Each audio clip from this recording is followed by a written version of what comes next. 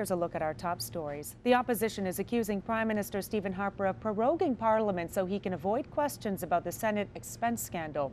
Members of Parliament were set to return to the House of Commons next month, but Harper announced yesterday he will prorogue Parliament and open a new session in October with a throne speech. Harper says it's time for a new parliamentary agenda because most of the promises the Conservatives made in the last election have been fulfilled.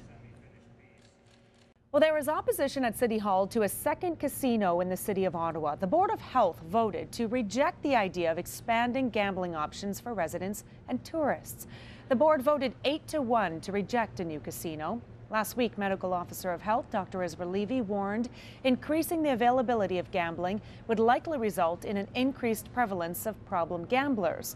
Ottawa's Corporate Services and Economic Development Committee will vote next week on a motion to ask the Ontario government for 2 casino sites in Ottawa.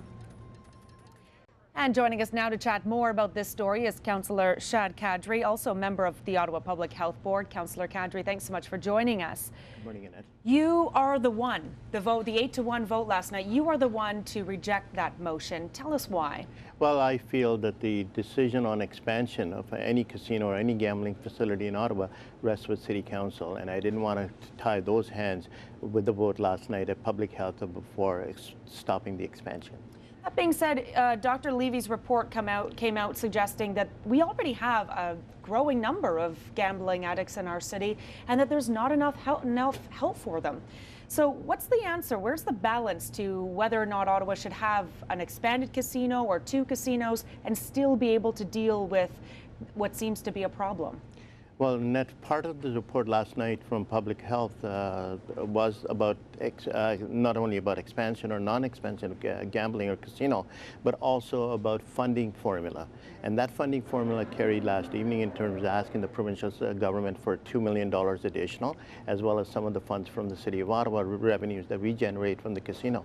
Having said that, I mean, in terms of the problem of gambling, yes, there may be a problem in Ottawa, and there probably is a problem in Ottawa, but we are committed to, accommodating that in terms of putting more dollars towards it. Having a new casino or expanded gambling in Ottawa, again, we can work with the OLG and the province in order to get some more revenue to help that issue. Now, one of the options is Eugene Melnick would like to see a casino as an option. He'd like to be able to at least make a pitch to have a casino out near Scotiabank Place, or sorry, the CTE Centre, the Canadian Tire Centre out in Stittsville, and that is your ward. Is that where you'd like to see a second casino? I would not be opposed to having a casino at Canadian Tire Centre because I think that's a perfect venue to, expand the gaming out there, and as well as you create an entertainment hub in the West End.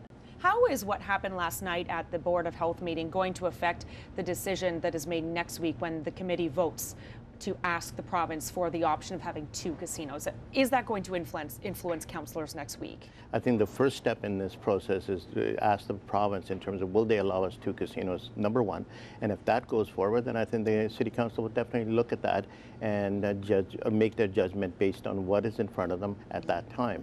I think the expansion of a casino, the City Council basically said that we either expand the RCR as well as look for a second option. And if the second option isn't available, then obviously the expansion of RCR is in a position to go forward. Okay. Ottawa City Councillor Shad Qadri, thanks so much for joining us this morning. Annette. Thanks very much. All newborn babies in Ontario will now be screened for a rare and often fatal immune disease. Health Minister Deb Matthews will visit CHEO this morning to announce the province is screening for the condition known as severe combined immunodeficiency. The rare disease robs the body of its ability to fight infection, but is curable through a bone marrow transplant if it is detected early enough. Ontario spends $11 million a year testing for 29 diseases and disorders. Durham Regional Police are investigating a letter to the family of an autistic boy in Newcastle. The anonymous letter told the family to either leave the neighborhood or have the 13-year-old boy euthanized. Brenda Milson says she received a typed 1-page letter from someone claiming to be a mother in the neighborhood. It says the boy's, quote, noise-polluting wailing scared the author's, quote, normal children. Milson says her 13-year-old grandson, Max, lives in Oshawa and visits her during the summer months. Well, Manotick's Brad Fritsch is now scrambling to save his PGA Tour card for next season. The local golfer was back in Ottawa yesterday playing in a local Pro-Am at the Rideau View Golf Course. After a strong start to the PGA season, Fritsch struggled down the stretch and failed to qualify for the PGA playoffs. Now he will go to the 4eventweb.com finals where PGA Tour cards will be up for grabs.